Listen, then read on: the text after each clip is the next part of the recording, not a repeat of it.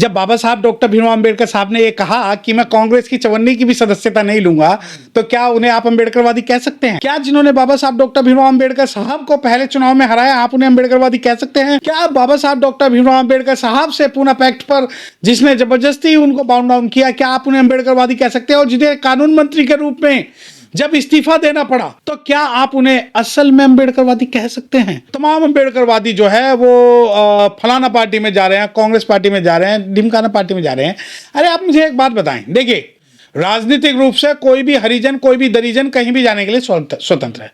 उसके पास कोई भी ऑब्लिगेशन, सोशल ऑब्लिगेशन या उसकी आइडियोलॉजिकल ऑब्लिगेशन नहीं है, वो कहीं भी जा सकता है। परंतु अगर आप ये कहते हैं कि अंबेडकरवादी, ये जो दोनों प्रोफेसर गए हैं कांग्रेस में, ये खुद को बचाने के लिए, खुद को सुरक्षित करने के लिए कांग्रेस में गए हैं या फिर कांग्रेस को मजबूत करने गए हैं? कितना वोट बैंक जाएगा दलितों का कांग्रेस की तरफ? कितना वोट बैंक?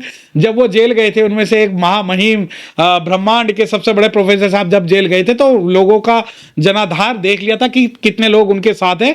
तो वो ये सवाल आपका जो बिल्कुल मैं मानता हूं कि निरर्थक है। अगर 5 आदमी भी उनके साथ जाएंगे तो बहुत बड़ी बात। तो मैं नहीं भूला हूं बाबा साहब डॉक्टर भीमराव अंबेडकर साहब का अपमान करने वाले को। मैं नहीं भूला हूं उन लोगों को जिन्होंने बाबा साहब डॉक्टर भीमराव अंबेडकर साहब के बारे में बोल दिया था कि इन लोगों के लिए पार्लियामेंट के दरवाजे तो क्या, उनकी खिड़कियां तक बंद है। और आज मैं उसी पार्टी की गुलामी सिर्फ इस वजह से करूं क्योंकि वहां पर एक वैक्यूम था और उस वैक्यूम को फिलअप करने के लिए मैं चला। अगर कोई पीएचडी कर लेता है, कोई डिग्री होल्डर है, तो इसका मतलब ये नहीं कि वो सही मायनों में शिक्षित है। बाबा साहब के सही मायनों में शिक्षित होने का मतलब है आप अपनी भी आवाज उठाएं, समाज की भी आवाज उठाएं, गरीबों की भी आवाज उठाएं और सभी जातियों की, चाहे वो किसी भी जाति से, उनकी अगर आप आवाज उठाएं तो वो व्यक्ति जो है सही मायनों में शिक्षित है। एक पीएचडी की डिग्री लेना कहीं, या एक सरकारी नौकरी लेना, या एक वकील बन जाना, ये सही मायनों में बाबा साहब डॉक्टर भीमराव अंबेडकर साहब के जो शिक्षित बनो का नारे का सिद्धांत नहीं है।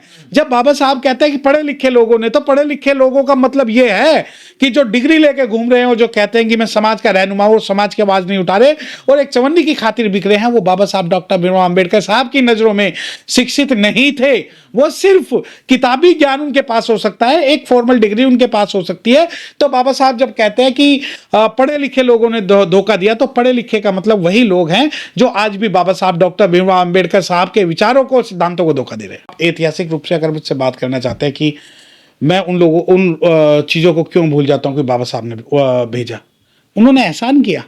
क्या उनके पास बाबा साहब से ज्यादा पढ़ा लिखा कोई इंटेलेक्चुअल, कोई शिक्षित व्यक्ति था जो उस वक्त हमारी आवाज उठा था? जब ये विंस्टन चर्चिल के पास इनके पुरखे गए थे, तो इन्होंने विंस्टन चर्चिल से ये कहा कि हमें कोई संविधान बनाने वाले ऐसे व्यक्ति का नाम सुझाएं जो कॉन्स्टिट्यूशनल एक्सपर्ट हो। तो विंस्टन चर्चिल ने कहा कि आप इधर उधर जा रहे हैं, बाबा साहब डॉक्टर भीमराव अंबेडकर से बात कीजिए। तब जाके इन्होंने ये सोचा कि हाँ, बाबा साहब डॉक्टर भीमराव अंबेडकर साहब से ही हम निवेदन कर ले कि संविधान बनाने के लिए। तो ये कोई ऐसा नहीं है कि इन्होंने रिप्रेजेंटेशन दिया, इन्होंने कुछ नहीं दिया, वो मजबूरी थी, तभी ही इन्होंने बाबा साहब डॉक्टर भीमराव अंबेडकर साहब को रखा। वरना इनका बस चलता तो इन्होंने तो कभी बाबा साहब डॉक्टर भीमराव अंबेडकर साहब के सामने बाबू जगजीवन राम जी को खड़ा किया। इसकी क्या मजबूरी थी कि जब जब बाबा साहब चुनाव लड़े, तो बाबा साहब के सामने इन्होंने अपने जनप्रतिनिधियों को इसलिए रखा कि बाबा साहब का जो पार्लियामेंट में या आवाज उठाने का जो सपना वो चकनाचूर है। तो क्या बाबा साहब की बात सच हो रही है कि पढ़े लिखे लोगों ने मुझे धोखा दिया? ना, देखिए मेरी बात सुनिए। आप एक बात समझिए कि एजुकेट एजिटेट, जब ये बाबा साहब डॉक्टर भीमराव अंबेडकर साहब नारा देते हैं एजुकेट एजिटेट एंड यूनाइट, की संघर्ष करो, संगठित रहो और शिक्षित बनो, ये जब नारा है तो आप कहते हैं पढ़े लिखे। इस बारे में बाबा साहब डॉक्टर भीमराव अंबेडकर साहब ने भी बाद में जो एक्सप्लेनेशन दिया, उन्होंने कहा कि there is quite difference between the intellectual and the educated. A person may be educated but if he is not raising voice of the community, then he is the illiterate in the sense of बाबा साहब doctor Bhimrao Ambedkar. बाबा साहब doctor Bhimrao Ambedkar को मानने वाला opportunist नहीं हो सकता।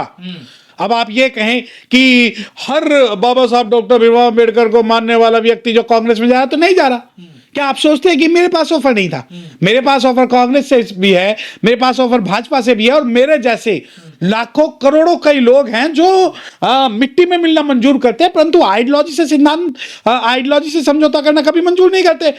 आप ये कहते हैं कि नहीं, देखिए, अपोजिशनिस्ट लोगों को आप अंबेडकरवादी नहीं कह सकते। इन्हें अंबेडकरवाद की बैसाखी तो चाहिए, परंतु इनकी जो मंजिल है वो राजनीतिक सत्ता हासिल करना है, सामाजिक परिवर्तन नहीं है। अब आप ये कहेंगे कि नहीं नहीं, वर्तमान में आप देखिए कि ये भी चला गया, वो भी चला गया। राजनीतिक रूप से जब राजनीति बनती है तो राजनीतिक जो विचार है हमेशा अस्थिर होते हैं, स्थिर नहीं होते। और अस्थिर विचारों के और छोटे लालच के चलते लोग आपके जो डाटा है, आपके तथ्य जो खराब हैं, ये अपने आप को बेशक से राष्ट्रीय लीडर मान ले। जिस प्रकार शतुरमुर्ग जो है रेत में मुंह दे लेता है बिल्ली को देख आते हुए देखकर, उसी प्रकार इनकी गलतफहमी है कि राष्ट्रीय नेता हैं। अब आप उसकी रामराज की बात कर रहे हैं। जब मलाई चाटनी होगी तो उदित राज बन जाएंगे, फिर जो है रामराज बन जाएंगे, फिर कांग्रेस में चले जाएंगे, फिर वो भाजपा में चले जाएंगे, और अंत में परिणाम क्या होगा कि पीडीए फलाना ढिमकाना ये संगठन बना के अपनी राजनीतिक रोटियां सेकें। अगर आप मुझसे व्यक्तिगत बात कर रहे हैं तो मैं बहुजन समाज पार्टी को जानता हूं, किसी अस्पाव सभा को नहीं जानता। ठीक, अगर आप मुझसे कह रहे हैं कि बसपा से क्या गलती हुई है कि ये लोग बसपा की तरफ नहीं आ रहे, हाँ बिल्कुल, देखिए आपकी नजरों में कुछ गलतियां होंगी कि जो बसपा ने की हुई है, परंतु सामाजिक संघर्ष कोई इतना आसान संघर्ष नहीं है। मैं आपसे एक सवाल पूछता हूं, सामाजिक सवाल, राजनीतिक सवाल नहीं। कल बहुजन समाज पार्टी अगर चुनाव नहीं लड़ती, या बहुजन समाज पार्टी किसी भी तरीके से जो है बाबा साहब के विचारों पे खरा नहीं उतरती, तो आप पूरे भारत में किस राष्ट्रीय पार्टी को राष्ट्रीय पार्टी कहेंगे? आप ही बताएं।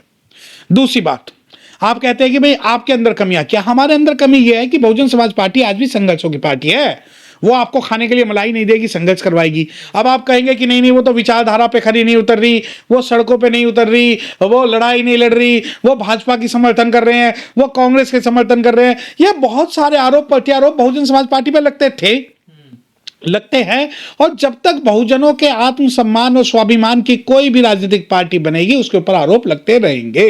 अब आ जाओ कि हमारे अंदर कमियां क्या है।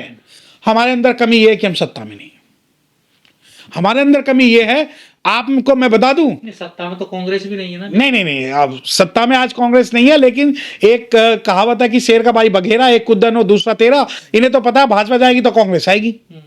ये तो कल तक कांग्रेस की भी बुराई करते थे सभी लीडर, जितनी कांग्रेस की बुराई करते थे उतनी भाजपा की करते हैं। और एक बात बताऊं, जब साहब काशीराम को पढ़ने वाला हर व्यक्ति जानता है एक सापनाथ है, एक नागनाथ। हर व्यक्ति की नजरों में जो बाबा साहब डॉक्टर भीमराव अंबेडकर साहब काशीराम को मानता है, उन्हें पता है कि शेर का ये दोनों जो है एक हरी घास में हरा नाग है, हरी घास में एक काला नाग है। तो ये दोनों जो नाग है वो बहुजन समाज के जो जल जंगल जमीन और उसका जो शोषण करने का काम करते हैं। अब जब बात, पर इन लोगों का यह कहना है कि अब कांग्रेस देखिए आंदोलन वाली पार्टी हो गई है, वो संविधान बचाने की बात करती है, आरक्षण बचाने की बात कर रही है, हिस्सेदारी की बात कर रही है, दलितों पिछड़ों की बात कर रही है, तो क्यों नहीं जाना चाहिए इसकी तरफ? ना बिल्कुल, देखिए अब आपने एक सवाल, जो हमारी मांग है वही तो काम कर रही है कांग्रेस भी। अब देखिए, अच्छा बिल्कुल ठीक है, कांग्रेस शासित राज्यों में क्लासिफिकेशन ऑफ जब रिजर्वेशन हुआ है तो सबसे पहले कांग्रेस ने लागू किया।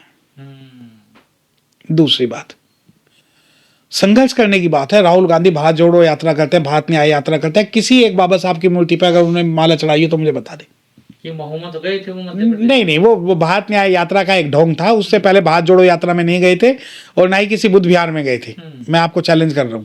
अब आ जाओ कि संघर्ष कर रही है। बिल्कुल, राहुल गांधी को हीरो बनाकर इस देश में ये नैरेटिव पैदा किया जा रहा है कि अगर कोई प्रधानमंत्री बनने लायक कोई व्यक्ति है तो राहुल गांधी है। अब आ जाओ संघर्ष की बात। आज अभी आप ये देख रहे होंगे कि एक नोटंकी चल रही है। नोटंकी क्या चल रही है कि ईवीएम का भांडा फोड़, वोट चोरी, 70,000 वोट चोरी, 3 लाख वोट चोरी। और सब जो है छाती पीट रहे हैं, जो गोदी मीडिया, भांड मीडिया, कांग्रेसी मीडिया, सारे के सारे छाती पीट रहे हैं, नहीं नहीं एक हो जाओ, एक हो जाओ।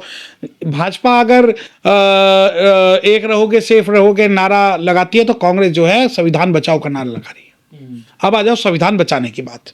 मैं वर्तमान की बात कर रहा हूं, मैं भविष्य की बात नहीं कर रहा। कांग्रेस के पास मौका था कि लोकसभा में विपक्ष का जो नेता है वो किसी शेड्यूल्ड कास्ट को बनाती है। उसके सुरेश साहब का नाम इन्होंने रातों रात साइडलाइन कर दिया। बाबा साहब की मूर्ति लगाई, हटाई, उस पर ये बिल्कुल चुप हो गए। जब क्लासिफिकेशन की बात हुई कि रिजर्वेशन क्लासिफिकेशन, बिल्कुल कांग्रेस चुप है और अपने राज्यों में लागू कर रही है। अब ईवीएम की 4-5 दिन से नोटंकी चल रही है कि राहुल बाबा जो है मुद्दा उठा रहे हैं। बिल्कुल, मैं आज आपके चैनल के माध्यम से कह रहा हूं, मैं आज कांग्रेस ज्वाइन कर लूंगा। अगर कांग्रेस पूरे भारत में इस बात को कहे कि हम पूरे भारत के अंदर संघर्ष करेंगे, हम भारत बंद करेंगे और हम ना तो ईवीएम से वोट चोरी होने देंगे, ना ही बूथ कैप्चरिंग होने देंगे, और जिसको जितनी वोट मिलेगी ईमानदारी से लागू करेंगे। मैं उस दिन कांग्रेस ज्वाइन कर लूंगा।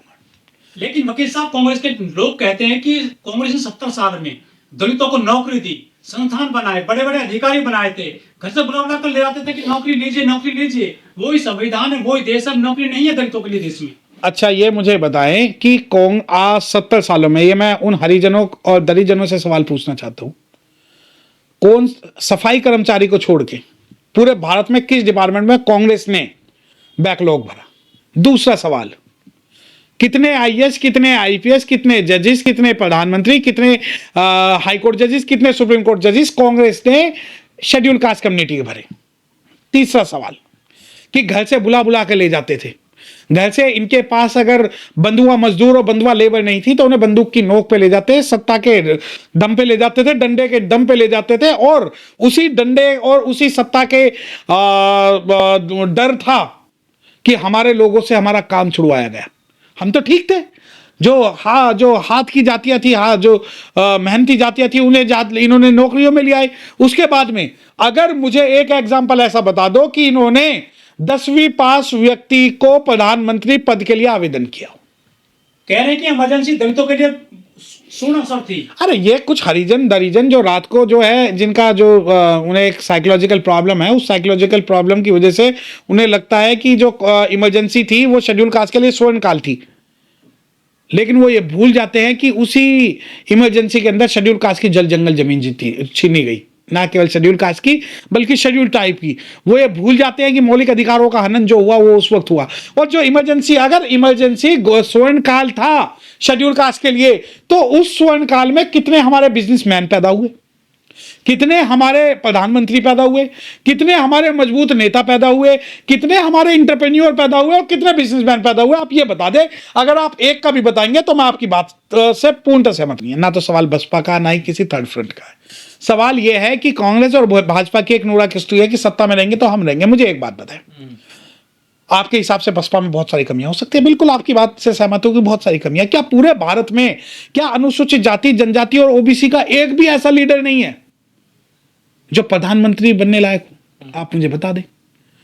जाट समाज है, जाट समाज के कौन से राष्ट्रीय लीडर को ये प्रधान, अभी सत्यपाल मलिक साहब की जो डेथ हुई, आप यकीन मानिए जितने भाजपा ही चुप थे उतने कांग्रेस से भी चुप थे।